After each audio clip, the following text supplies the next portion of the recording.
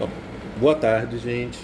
Dadas as circunstâncias inusuais às quais fomos expostos na quarta-feira, eu vou fazer aqui agora, junto com a Clap, minha monitora que está aqui me ajudando, e os meninos também estão aqui me ajudando, uma versão um pouco resumida da prática de gimnospermas, né? Que as duas primeiras turmas tiveram a oportunidade de ter, então não achei justo que a terceira turma ficasse sem essa prática. Vocês vão ter um pouquinho mais de tempo para fazer o relatório. Dependendo da hora que o Clap postar no grupo esse vídeo aqui, a gente vai colocar 24 horas a mais para vocês entregarem de forma online ou, enfim, física, em foto, sei lá, se vocês quiserem, os relatórios referentes a essa aula, tá? Mas é o mesmo esquema da prática anterior de pteridófitas, de licófitas e monilófitas que a gente fez. Bom, então relembrando, primeiro vamos falar um pouquinho do geral das espermatófitas e gimnospermas, depois vamos ver alguns exemplos específicos de grupos dentro de gimnospermas, tá? As gimnospermas fazem parte do grupo das espermatófitas, junto com as angiospermas. Isso quer dizer que ambos os grupos são plantas com sementes, né? E as gimnospermas, elas vão ter essas sementes nuas, é o que significa gimnosperma. Ao contrário das angiospermas, que a gente vai ver na próxima semana, cujas sementes estão contidas num fruto, tá? Lembrando que a semente, ela vem de outra novidade importante das espermatófitas, que é o óvulo. O óvulo também está presente tanto nas gimnospermas quanto nas angiospermas. E, novamente, com a mesma diferença. Nas gimnospermas, o óvulo ele vai estar exposto ao ambiente, e nas angiospermas ele vai estar contido dentro de uma pequena estruturinha lá da flor, tá? Então, óvulos expostos, sementes expostas em gimnospermas, óvulos contidos, sementes contidas num fruto em angiospermas, tá? Lembrando do ciclo de vida das gimnospermas, as estruturas que a gente vai ver aqui nessa aula de hoje são todas partes do esporófito, né? O gametófito das gimnospermas já é extremamente reduzido do espaço e no tempo, tá? Aqui todas elas vão ser heteroesporadas. Lembrando que na aula passada nós vimos licófitas e monilófitas, né? Nas licófitas nós tínhamos exemplos de homoesporadas, exemplos de heteroesporadas. Já nas monilófitas quase todas eram homoesporadas. O que isso quer dizer? Que as homoesporadas têm um único tipo de esporo, as heteroesporadas têm dois tipos de esporo, sendo um esporo entre todas as aspas masculino e outro entre todas as aspas feminino. Lembrando que a gente chama de masculino e feminino apenas por convenção aqui para facilitar na cabeça de vocês, tá? Um vai ser um micrósporo, que é o masculino, o outro vai ser um megásporo, que é o feminino, tá? O micrósporo ele é menor, o megásporo ele é maior. O micrósporo ele é produzido em maior quantidade, o megásporo ele é produzido em menor quantidade, tá? Então, como as monilófitas são em sua maioria homoesporadas, a gente viu que elas produzem um único tipo de esporo que germina num único tipo de gametófito bissexuado. Já as gimnospermas e angiospermas vão ser todas, sem nenhuma exceção, heteroesporadas. Significa que elas vão ter dois tipos de esporo que germinarão em dois tipos de gametófito unissexuados. Um gametófito feminino que produz gametas femininos e um gametófito masculino que produz gametas masculinos, tá? Lembrando então do ciclo de vida simplificado. O esporófito gera um esporo. O esporo germina num gametófito. O gametófito produz gametas que, quando se encontram, geram um novo esporófito. Então, esporófito, esporo, gametófito, gameta. Esporófito, esporo, gametófito, gameta. Esporófito é diploide, gametófito é haploide. Então, como eu mencionei, todas as espermatófitas, todas as plantas com sementes, sejam gimnospermas, sejam angiospermas, que veremos na aula que vem, são heteroesporadas. Significa que elas vão ter gametófitos separados, tá? Quem é o gametófito masculino das gimnospermas e das angiospermas? É o grão de pólen, tá? E o gametófito feminino vai estar contido ali no óvulo, vai ser quase que a totalidade ali daquele óvulo, com alguns tecidos anexos protegendo ele, tá bom? Então, quase tudo que a gente vê aqui nessa aula de hoje são os esporófitos. Os gametófitos são muito pequenos e com uma duração bem curta no tempo. É o grão de pólen, que é liberado no ambiente, e o óvulo, que não é liberado no ambiente. O óvulo vai estar sempre contido no seu esporófito mãe, na sua planta mãe, tá? Comparando com as monilófitas e licófitas que a gente viu na outra aula. Lembrem que os esporos que elas produziam nos seus esporângios, né?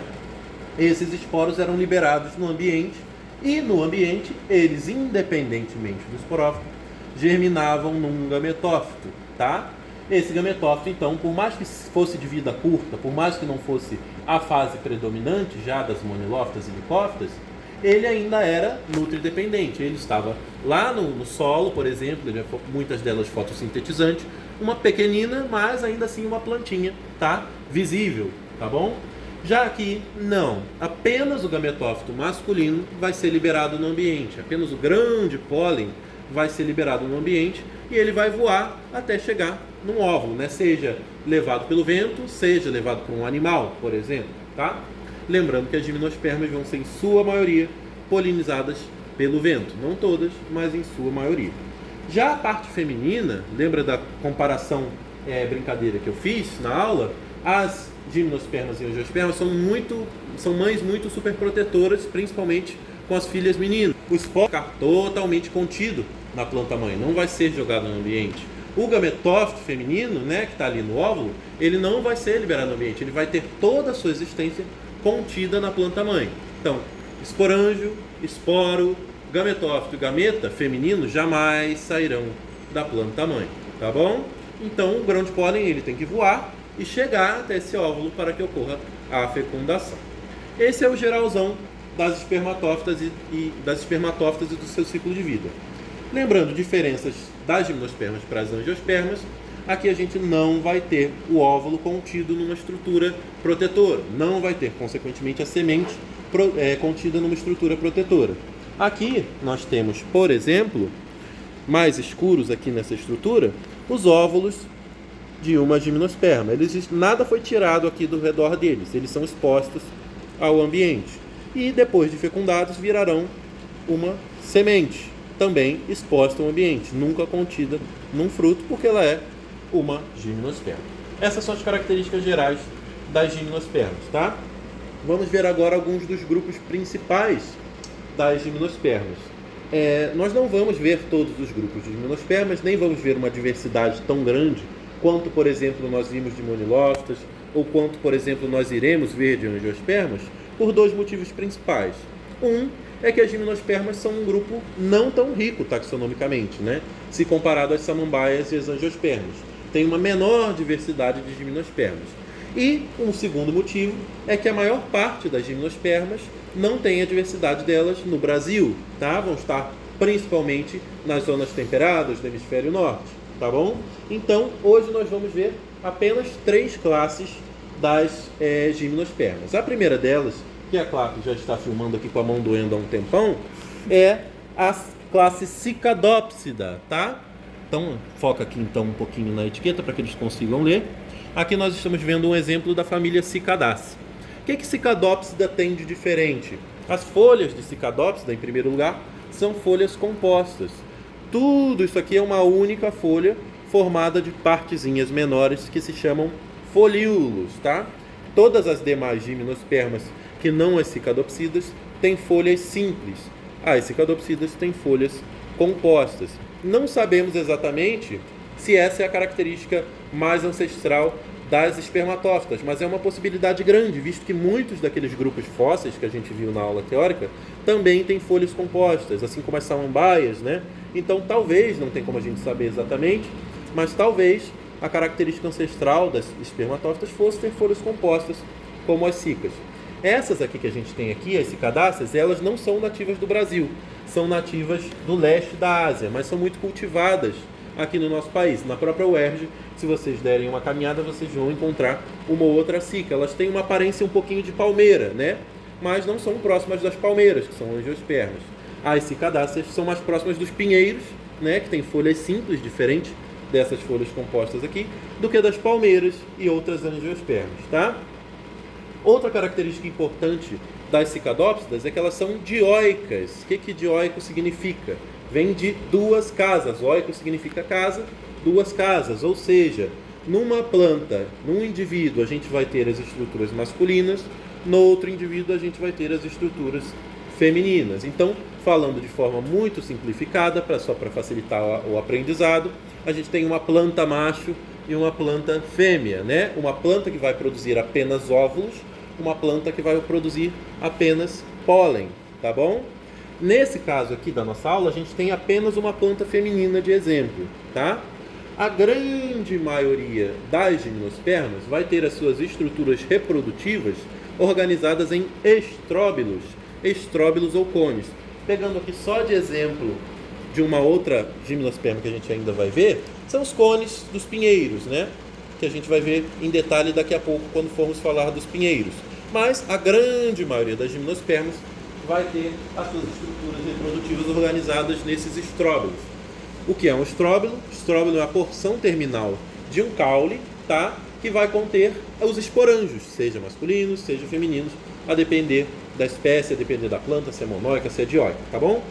Só que as cicadáceas são uma exceção para essa regra das gimnospermas, porque nesta família aqui, apenas as plantas macho vão ter esses estróbilos que produzem pólen. As plantas fêmeas, não, que é o caso desse exemplo aqui da nossa aula, não vão ter estróbilos. Elas vão ter os seus óvulos organizados em megasporofilos. Isso aqui que a gente está mostrando é um megasporofilo. Vamos dissecar essa palavra. Mega significa feminino. Esporo significa que contém os esporângios. E filo, folha. Então, um megasporofilo é uma folha que contém esporângios femininos, esporângios que produzem óvulos, tá? Então, isso aqui é uma folhinha que vão estar associadas às folhas comuns das fotossintetizantes da cicadácea. Essas aqui vão ser folhinhas férteis. Esses esporofilos vão conter óvulos, que a gente está vendo aqui, alguns deles axilares a essa estrutura. Quando fecundados, como eu já mencionei, quando um grão de pólen chegar até a micrópila desse óvulo e ocorrer a fecundação, ele se desenvolverá numa semente que também ficam nuas, como é uma gimnosperma, né, expostas aqui nesse mega esporofilo, tá bom? Como eu disse, não temos aqui um exemplo de um masculino, mas vocês podem ver lá no slide que tem fotos que eu coloquei lá do masculino que vai ter estróbilos no ápice dos seus ramos com os esporângios produtores de pólen, né? Os microesporofilos, tá? Microesporofilos têm os esporângios que produzem pólen, megaesporofilos, como esse aqui, têm os esporângios que produzem óvulos. Agora, saindo das cicadáceas, vamos agora para uma outra classe, que é a classe Pinopsida, é a classe dos pinheiros, tá? Antigamente, a gente imaginava, né, os cientistas que estudavam essas plantas imaginavam que todas as plantas que a gente vai ver no resto da nossa aula de hoje, as sequoias, as araucárias, as ciprestes e os pinheiros formavam um grande grupo, esse com mais cara de pinheiro, né? Mas com as filogenias a gente viu que não, que são duas linhagens bem separadas. Essa aqui, Pinopsida, vai conter apenas os pinheiros, tá bom? O que é que os pinheiros vão ter de diferente? Não só os pinheiros, mas todas que a gente vai ver para o resto da aula vão ter folhas simples. Por exemplo, nesse raminho que tem aqui na minha mão, temos 3 folhas, tá? Essas folhas são aciculares, são folhas em forma de agulha, cheias de adaptações para climas frios, lembrando que essas plantas ocorrem em climas frios. Então, folhas simples aciculares. Essa aqui é uma outra espécie, ó, também folhas simples com forma de agulha. Cada uma dessas agulhinhas é uma folha em separado. Como vocês vão lembrar da aula teórica, essas folhas podem inclusive durar muito tempo, até anos, sem cair, permanecendo verdes, né? Lembra que os pinheiros eles não perdem as suas folhas no inverno, tá? E aqui a gente vai ter exemplos de estróbilos. Os pinheiros, a família Pinácea, a classe Pinopsida, vai ser de plantas monóicas. Então, o contrário do que a gente viu nas cicas, né? Não vão ser mais dioicos. Monóico, que é o caso aqui, é uma casa, ou seja, estróbilos masculinos e estróbilos femininos vão estar na mesma árvore. Podem estar no mesmo ramo, podem estar em ramos diferentes, dependendo da espécie, tá? Mas vão estar todos na mesma árvore. Aqui nós temos um estróbilo feminino, que é a pinha de Natal, né? Que a gente usa de enfeite da casa no Natal. E temos aqui, não é da mesma espécie, é apenas para fins didáticos, um exemplo de estróbilo masculino, tá? Em geral, estróbilos femininos vão ser maiores, mais gordinhos, estróbilos masculinos vão ser menores e mais fininhos. Sempre não. Por exemplo, aqui depois vocês vão ver em Araucariácea que tem estróbilos masculinos bem grandes, até maiores que os femininos em alguns casos, mas é uma exceção. Voltando aqui às pináceas, Primeiro nós temos um estróbilo feminino e um estróbilo masculino com esses tamanhos bem distintos. O estróbilo masculino, ele é mais simples, ele é simplesmente um conjunto de muitos microesporofilos. Então, esporofilos que contêm esporângios produtores de pólen. Vamos colocar um aqui na lupa. Aqui nós estamos vendo um detalhe desse estróbilo masculino com muitos microesporofilos. Cada um desses trapéziozinhos é um microesporofilo que vai conter esporângios produtores de pólen, tá?